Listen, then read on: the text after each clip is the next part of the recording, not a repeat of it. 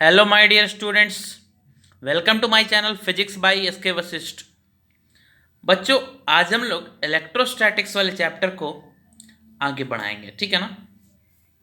पिछले क्लासेज में मैंने आपको अभी तक कुछ चीज़ों के बारे में पढ़ाया है ना, जिसमें हम लोगों ने क्या क्या सीखा था। इलेक्ट्रिक फील्ड के बारे में जाना है ना, इलेक्ट्रिक फील्ड के बारे में जाना, उनकी कुछ प्रॉपर्टीज जानी, चार्जेस के बारे में जाना, चार्जेस की किस प्रॉपर्टीज जानी हम लोगों ने, है ना। और मैंने आपको बताया था कि इलेक्ट्रिक चार्ज डिस्ट्रीब्यूशन क्या होता है, ये चीज़ें मैंने आपको बताई थी। आज उस कॉन्सेप्ट को लेकर थोड़ा सा आगे बढ़ेंगे हम लोग।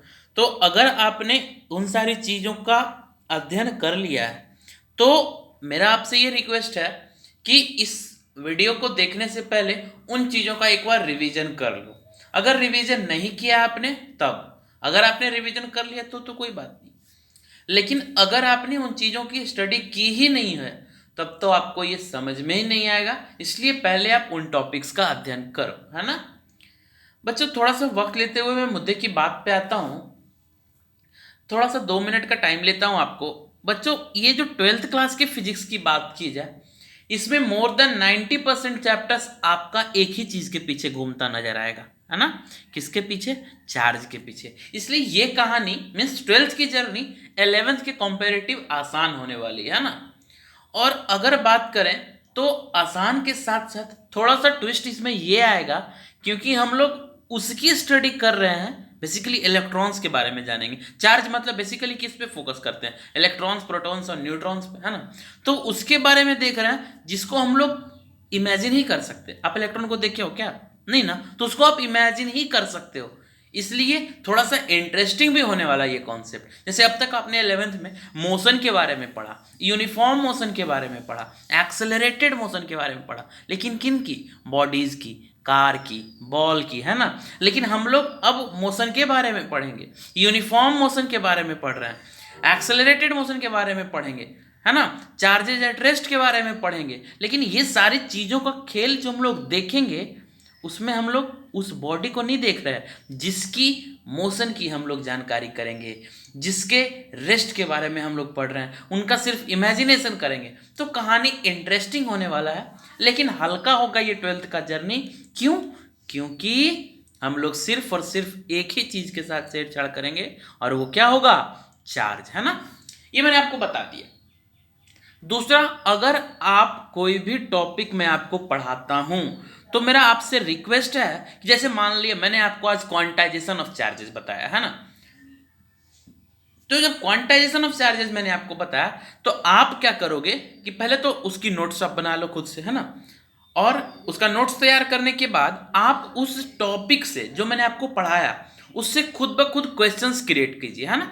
क्वेश्चंस क्रिएट करने का मतलब, जैसे मान लिया, जैसे देखो यहाँ पे एक टर्म दिख रहा है आपके, लीनियर डिस्ट्रीब्यूशन, लीनियर डिस्ट्रीब्यूशन, या फिर मैं एग्जांपल ले रहा था क्वांटाइजेशन ऑफ चार्जेस की, है ना। तो आप क्या करो कि अपने मन से 10 क्वेश्चन क्रिएट करो, उससे 20 क्रिएट करो। कैसा वाला? What is quantization, what is linear distribution, है ना। Why the charges are quantized, है ना। उसके बाद और भी मान ली चार्जेस के बारे में मैंने आपको पढ़ाया, तो what are charges, what are properties of charges, है ना।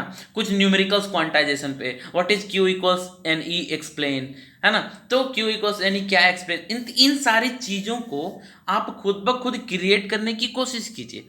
अब क्वेश्चंस बन गया तो अब उसका आंसर ढूंढने की कोशिश करो, है ना। और जब आपको आंसर्स मिल जाएंगे तो आपके पास उतना सेट ऑफ क्वेश्चंस तैयार हो गया, है ना। तो क्या आप उस क्वेश्चन को कभी भूलोगे जिसको आपने खुद क्रिएट करा है? बिल्कुल नहीं। मतलब you will never forget those questions which you have created by your own. मतलब जिस क्वेश्चन के जन्मदाता खुद आप हो उसको तो भूलने का सवाल ही नहीं बनता सर। तो सोचो, मान लिया अगर एक एक टॉपिक से 20-20 क्वेश्चन भी आप करते हो मिनिमम, एक एक टॉपिक से, तो सोचिए पूरे इलेक्ट्रोस्टैटिक्स में अगर आप 50 टॉपिक पढ़ते हो तो how many questions you have created? Sir ji 1000।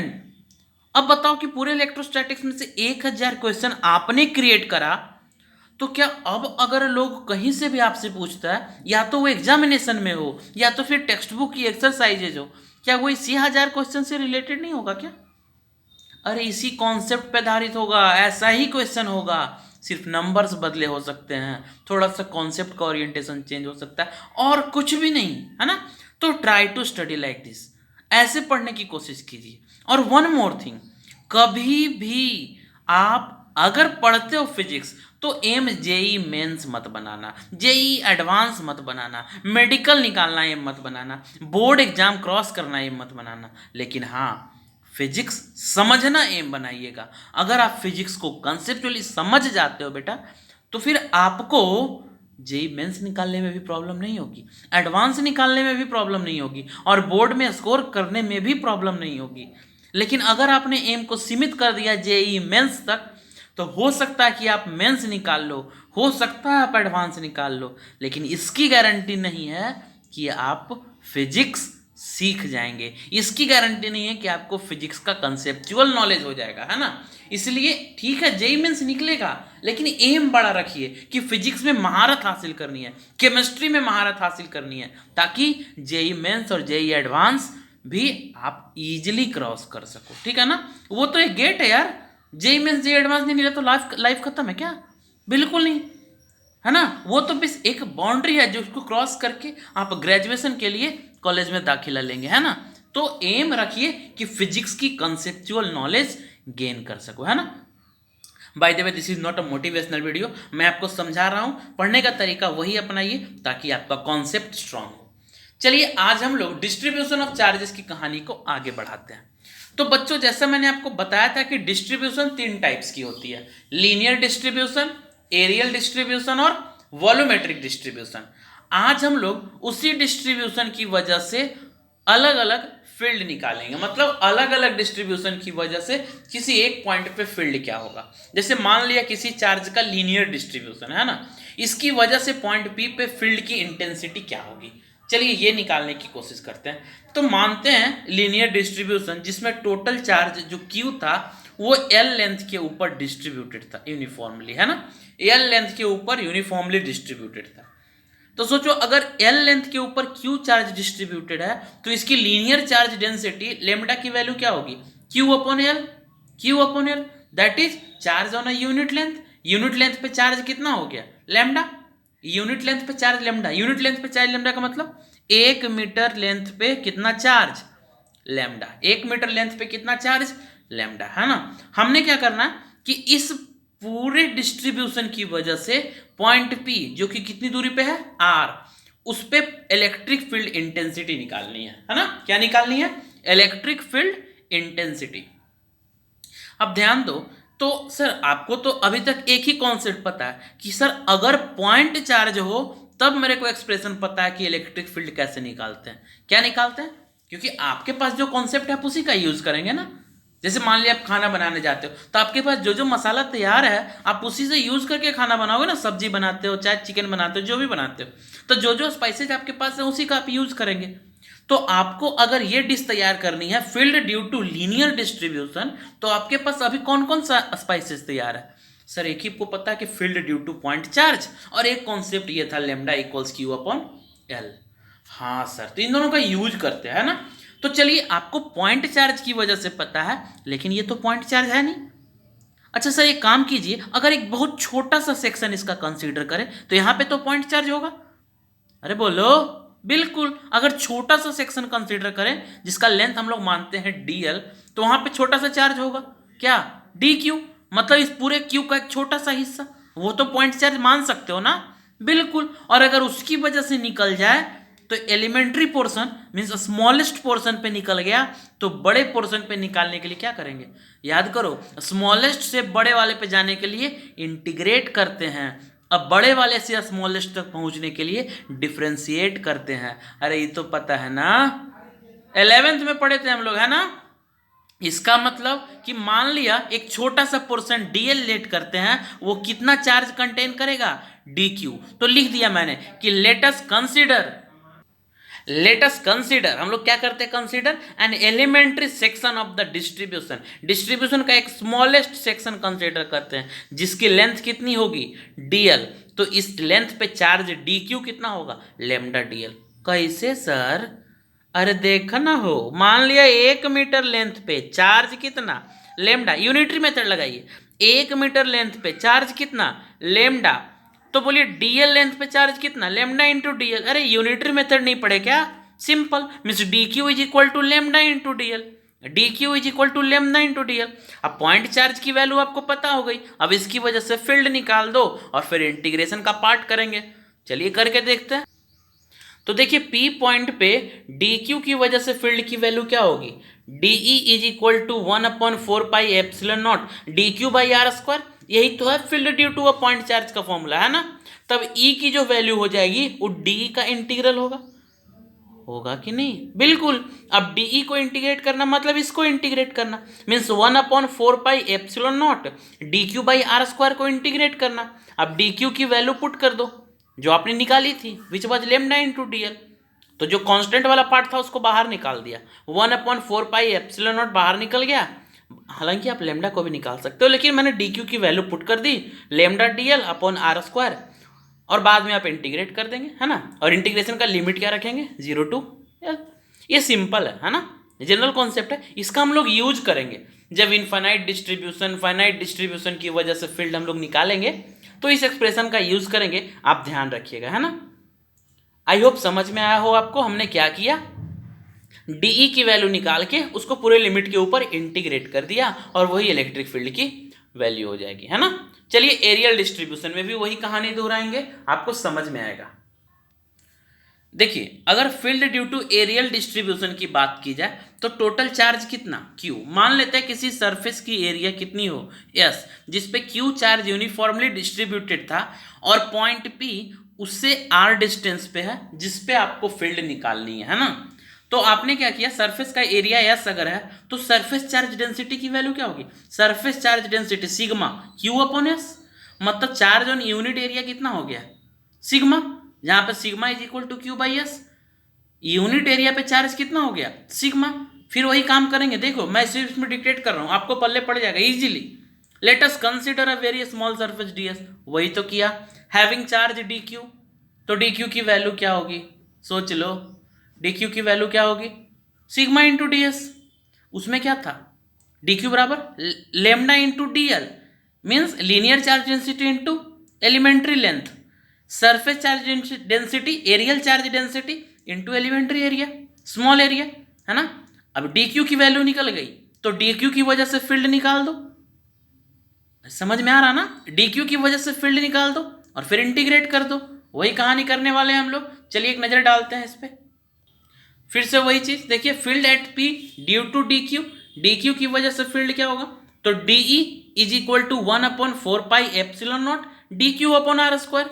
तो डीई की value 1/4 pi epsilon naught sigma into D S upon R square, क्योंकि डी क्यू की वैल्यू अभी आपने निकाले, तो डी क्यू बराबर सिग्मा इंटू डी एस, है ना, कंफ्यूज नहीं हो रहे, वेरी गुड। चलिए तो DE is equal to 1/4 pi epsilon naught sigma D S upon R square. While calculating E, integrate DE, integrating DE, something like this, है ना। Taking 1/4 pi epsilon naught common, means outside the integral, we put integral of sigma ds upon r square, and what should be the limit, 0 to yes, है ना। ये भी use करेंगे हम लोग जब एरियल चार्ज डेंसिटी की वजह से हम लोग फील्ड निकाल रहे होंगे, कब, जब हम लोग इनफाइनाइट चार्ज प्लेन सीट वाला एक्सप्रेशन पढ़ेंगे, तब धीरे धीरे देखिए बड़ा मजा आने वाला है। मैं आपको क्लियर बता दे रहा हूं, डेरिवेशंस की झड़ी लगेगी इसमें, है ना, डेरिवेशंस की झड़ी लगने वाली इस चैप्टर में, है ना, लेकिन मजा भी बहुत आने वाला है। एक चीज कीजिएगा, सारे लेक्चर से अप टू डेटेड रहिएगा, कोई भी एक टॉपिक छोड़िएगा नहीं, है ना, क्योंकि एक भी टॉपिक छोड़ोगे तो कहानी हाथ से निकल जाएगी, गाड़ी छूट जाएगी बच्चों। इसलिए इसका ध्यान रखिएगा कि एक भी लेक्चर छूटे ना, है ना, और साथ इलेक्ट्रोस्टैटिक्स का छूटे ना, और आपका 12th क्रॉस करने का सपना टूटे ना। चलिए कविता नहीं पढ़नी, आगे बढ़ते हैं। ई देखिए आ गए हम लोग field due to volumetric distribution पे, है ना। ई भी बिल्कुल वैसा ही है, एक सॉलिड स्फीयर कंसीडर करा जिसकी वॉल्यूम v थी और q चार्ज कंप्लीटली पूरी वॉल्यूम में डिस्ट्रीब्यूटेड था। तो फिर मान लिया total charge q, volume v, तो volumetric charge density is Q upon V, that is charge of the unit volume, है ना. Let us consider a very small volume dV. Therefore charge on dV is dQ and that is equal to rho dV. कुछ नहीं, बिल्कुल same procedure repeat कर रहा हूं, आपको confuse होने की जरूरत नहीं है.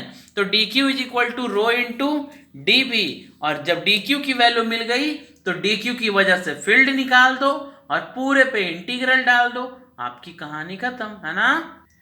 देखिए तो फिर field due to dQ at point P is DE is equal to, बिल्कुल DE is equal to 1/4 epsilon naught, DQ की वैल्यू रख दी rho dV by R square, E is equal to integral में इसको बाहर निकाल दिया और कहानी हो गई rho dV by R square का integral under limits 0 to V. Means this is the electric field due to volumetric charge distribution, है ना. अब देखिए this is the electric field due to areal charge distribution, है ना, and this was the electric field due to linear charge distribution. और मुझे नहीं लगता कि इसमें कोई आपत्ति होनी चाहिए. अगर आपको समझ में नहीं आया तो कमेंट सेक्शन में पूछ लीजिए. अगर कमेंट सेक्शन में आप अपना प्रॉब्लम एक्सप्लेन नहीं कर पा रहे हो तो फिर आप मेरे से इस चैनल के व्हाट्सएप ग्रुप पे जुड़ जाइए और फिर आप वहां पूछ सकते हैं, है ना. आपको इस नंबर पे कुछ भी लिखकर मैसेज कर दो, हाई लिखकर, मैं कुछ भी क्या मैसेज शायरी थोड़ी भेजनी मुझे, हाई लिखकर मैसेज करो, मैं आपको लिंक सेंड कर दूंगा जिस पे क्लिक करते ही आप मेरे व्हाट्सएप ग्रुप के मेंबर बन जाएंगे और फिर वहां पे आप कोई भी प्रॉब्लम डिस्कस कर सकते हैं, है ना. चलिए देखिए अभी तक आपने जो भी चीजें पढ़ी, मैं एक बार फिर से उन चीजों का नाम आपके सामने रख रहा हूं, ठीक है ना. देखिए ये देखिए इधर डाइपोल है, ये अभी तो हम पढ़ेंगे, अभी पढ़े नहीं हैं, है ना, इसको बाद में पढ़ेंगे क्योंकि यहाँ से हम लोग की डेरिवेशंस की जर्नी और ब्रॉड सेंस पे स्टार्ट होगी, है ना. डेरिवेशन से ढेर सारा सीखेंगे हम लोग. तो हमने क्या क्या पढ़ा बच्चों, सो देखिए सबसे पहले हमने चार्ज के बारे में पढ़ा, है ना, जो कि आप जानते हो. चार्ज की प्रॉपर्टीज पढ़ी, क्वांटाइजेशन पढ़ा और कंजर्वेशन पढ़ा, है ना. Q for quantization, C for conservation, है ना. उसके बाद हमने कूलम्स लॉ के बारे में पढ़ा, है ना. कूलम्स लॉ के बाद डिस्ट्रीब्यूशन पढ़ा, है ना. डिस्ट्रीब्यूशन के बाद फील्ड पढ़ा, फील्ड के बाद फील्ड ड्यू टू डिस्ट्रीब्यूशन पढ़ा. पहले field due two point charge पढ़ा था, है ना. Field due two point charge पढ़ा था, है ना. और फिर फील्ड ड्यू टू डिस्ट्रीब्यूशन पढ़ लिया. ध्यान दीजिए फील्ड ड्यू टू डिस्ट्रीब्यूशन पढ़ लिया, है ना. अब अगर मैं आपसे पूछूं कि न्यूमेरिकल्स कितना बनाया है आपने, है ना. हाँ सर आप कुछ काम की बात की है आपने, बिल्कुल, क्योंकि देखो न्यूमेरिकल्स, जहाँ तक न्यूमेरिकल्स की बात अगर की जाए, है ना, तो न्यूमेरिकल्स तो बनाना है ही आपको न्यूमेरिकल्स बनाना ही है. लेकिन न्यूमेरिकल्स के लिए सबसे इंपॉर्टेंट चीज़ जो रिक्वायर्ड होती है बच्चों, वो होता है कॉन्सेप्ट, है ना, वो होता है कॉन्सेप्ट. तो जैसे देखो मैं आपको बताता हूँ, मैंने कितनी भी चीज़ें आपको पढ़ा दी हो, है ना, लेकिन जब तक आप उन चीज़ों का अध्ययन नहीं करेंगे तब तक आपको प्रॉब्लम्स होगा ही होगा. क्योंकि देखिए टीचर कोई बुरा नहीं होता बेटा, है ना, टीचर कोई भी बुरे नहीं होते, वो तो अपना दिल लगा के ही पढ़ाते हैं ना, वो तो मेहनत करते ही हैं. और अगर टीचर्स के साथ साथ आप भी मेहनत कर दो तब तो रंग ले आएगा मेहनत, है ना. तो आप मेहनत कैसे करेंगे, सवाल ये आता है. जैसे देखिए अगर मैं एग्जांपल दूं सिंपल स्मार्टफोन का, तो स्मार्टफोन में तो आपको मज़ा आता है, तो उसमें आप मेहनत करते हैं कि नहीं करते, बिल्कुल करते हैं, है ना. कोई सेटिंग अगर नहीं सही से काम कर रहा हो तो आप दिन रात एक करके उसको फिर ठीक कर लेते हैं, क्योंकि आपको उसमें इंटरेस्ट आता है, मज़ा आता है. तो आपको फिजिक्स में भी इंटरेस्ट आना चाहिए, वो मेरी जिम्मेवारी है ना, वो आप मेरे पे छोड़ दो. फिजिक्स कैसे इंटरेस्टिंग होगा ये मैं डिसाइड कर लूँगा और मैं उसको सॉल्व कर लूँगा. The only thing you have to do that work hard. और वर्क हार्ड का मतलब ये नहीं कि पूरे पसीने बहाने आपको, है ना, वैसा वाला मेहनत नहीं है. वर्क हार्ड का मतलब आपको सेल्फ स्टडी करनी है, आपको रेगुलर रिवीजन करना है ना, आपको सारे डेफिनेशंस खुद क्रिएट करके उसको कंसेप्चुअली माइंड में सेट करना होगा. बहुत मुश्किल टास्क नहीं है ना. आपको रेगुलरली सेल्फ स्टडी करना ही होगा. क्यों? क्योंकि अगर 24 घंटे में आप अपने लाइफ का 2 घंटा मेरे लेक्चर्स पे देते हो तो अपने लाइफ का 22 घंटा आप खुद के साथ बिताते हैं, है ना। देखिए ना, 24 आवर्स में आपने 2 घंटा मेरे को दिया, 2 घंटा आप मेरे लेक्चर्स पे टाइम देते हैं, बाकी का 22 घंटा आप खुद पे टाइम दो ना। अगर इस 22 घंटे में मिनिमम 15 घंटे भी आपने खुद को निखारने में लगा दिया तो ये 2 घंटा इफेक्टिव होगा, है ना, ये 2 घंटा इफेक्टिव होगा। तो इसका ध्यान रखिए, बाकी मैं आपके साथ हूँ। तो जैसे देखिए, मान लिया क्वांटाइजेशन की बात करें, कुलम्स लॉ की बात करें, तो इन सब चीज़ों पे क्वेश्चंस आपको बनाना होगा। तो अगले लेक्चर में मैं डाइपोल स्टार्ट करने वाला हूँ, लेकिन उससे पहले अगर लेक्चर होगा तब तो डाइपोल स्टार्ट होगा, लेकिन अगर न्यूमेरिकल्स की बात की जाए तो एक वीडियो में डालूंगा जिसमें हम लोग क्वेश्चंस की प्रैक्टिस करेंगे। जैसे देखिए, कुलम्स लॉ पे कैसे कैसे क्वेश्चंस हम लोग बनाएंगे। जैसे 2 चार्ज मान लिया रखा, एक Q1 एक Q2, है ना, इस बीच में कौन सा ऐसा पॉइंट होगा जहां पे अगर किसी थर्ड चार्ज को रखो तो वो नेट फोर्स कितना फील करेगा, 0। तो ऐसे प्रॉब्लम्स को हम लोग पॉइंट ऑफ इक्विलिब्रियम वाले केस में बनाएंगे, है ना, पॉइंट ऑफ इक्विलिब्रियम, ये कॉन्सेप्ट भी मैं बताऊंगा। तो ये हम लोग न्यूमेरिकल बनाते बनाते सीख जाएंगे, पॉइंट ऑफ इक्विलिब्रियम। फिर हम लोग कुछ क्वेश्चंस करेंगे, जैसे देखिए, अगर कोई ट्रायंगल है, इक्विलैटरल ट्रायंगल या आइसोसेलेस ट्रायंगल, उनके वर्टिसेस पे चार्जेज रख दिया है हमने, ठीक है ना। उसके बाद फिर उसके इन सेंटर पे, सरकम सेंटर पे, सेंट्रॉइड पे, इन सब चीज़ों पे हमको क्या निकालना होगा, electrostatic force, net electrostatic force, या फिर फील्ड निकालनी हो, वैसे क्वेश्चंस हम लोग बनाएंगे, ठीक है। फिर क्वांटाइजेशन में हम लोग किसी भी न्यूट्रल बॉडी से इतने इलेक्ट्रॉन्स को निकाल दिया गया, फिर n इलेक्ट्रॉन्स को ऐड कर दिया गया, तो बताइए उस बॉडी पे नेट चार्ज क्या होगा। कुछ ऐसे न्यूमेरिकल्स भी हम लोग करेंगे। फिर स्क्वायर के वर्टिसेज वाले प्रॉब्लम्स भी करेंगे। लेकिन मैं आपको बता दूं कि इन सब केसेज में, इसको छोड़ के इन सारे केसेज में हम लोग किसके साथ डील कर रहे होंगे, फोर्स के साथ, है ना, फोर्स के साथ या फिर फील्ड के साथ। और फोर्स और फील्ड में एक चीज कॉमन है कि दोनों कैसी क्वांटिटी है, वेक्टर क्वांटिटी। मैं आपको ये सारी चीजें क्यों बता रहा हूं, सो देखिए। और अगले क्लास में जब मैं आपको न्यूमेरिकल्स करवाऊंगा तो याद रखिए, आपको वेक्टर्स का ऑपरेशन आना चाहिए, वेक्टर्स का कंपोनेंट तोड़ना आना चाहिए, वेक्टर्स का एडिशन आना चाहिए, ट्रायंगल और पैरेललोग्राम लॉ का यूज करना आपको आना चाहिए, ताकि कंपोनेंट्स रिजॉल्व करके आप वेक्टर्स का रिजल्टेंट निकाल सको, ठीक है ना। तो इन सब चीज़ों का आप एक बार रिवीजन करके अगले क्लास में, अगले लेक्चर में बैठेंगे, जब हम लोग कुछ एच.सी. वर्मा के प्रॉब्लम्स, कुछ एनसीईआरटी के प्रॉब्लम्स का सॉल्यूशन करेंगे, ठीक है ना। तो उम्मीद करता हूँ कि ये चीज़ें आपको समझ में आई हो। नहीं समझ में आई हो तो आप मेरे से कमेंट सेक्शन में पूछें। आज हमने मात्र 3 चीज़ें पढ़ी, सिर्फ field due to distribution of charges. अगले क्लासेस में हम लोग न्यूमेरिकल्स भी करेंगे, और एक लेक्चर में डालूंगा जिसमें हम लोग नेक्स्ट लेक्चर जो होगा उसमें हम लोग इलेक्ट्रिक डाइपोल से कहानी को शुरू करेंगे, ठीक है ना। अभी किसी रिसोर्स की वजह से मैं आपके सामने बोर्ड पे आने में असमर्थ हूं, इसलिए आप कॉपी पे ही एडजस्ट करने की कोशिश करें। बहुत जल्द मैं कोशिश करता हूं कि आपके सामने बोर्ड पर आके आप लोग से इंटरैक्ट हूं, ठीक है ना। अगर आपने चैनल को सब्सक्राइब नहीं किया है बाबू, तो आप लोग चैनल को सब्सक्राइब कर लीजिए और बेल आइकन को जरूर दबा दीजिए, ताकि आपको रेगुलर अपडेट्स मिलती रहे, ठीक है ना। चलिए मिलते हैं अगले लेक्चर में। Good bye.